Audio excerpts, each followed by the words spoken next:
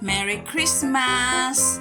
Hello guys, ito po ang aming pagsasaluhan ngayong gabi or Pasko.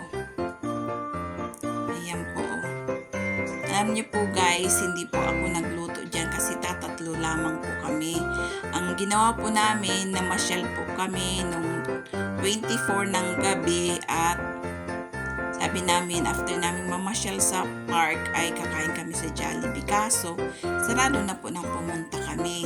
Kaya buti na lang, meron pa pong bukas na restaurant at yan po, lahat po yan ay doon namin nabili.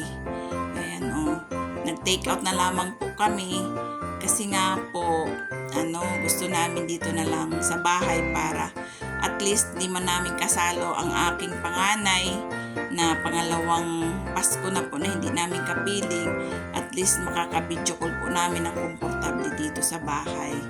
Ayan po. Ang aking panganay po kasi ay isang OFW. So, bali dalawang Pasko na po na hindi namin siya kapiling. Pero, kahit anong okasyon, siya ay ka-video call po namin habang kami tatlo ay magkasama na nagsiselebrate sa kahit anumang okasyon.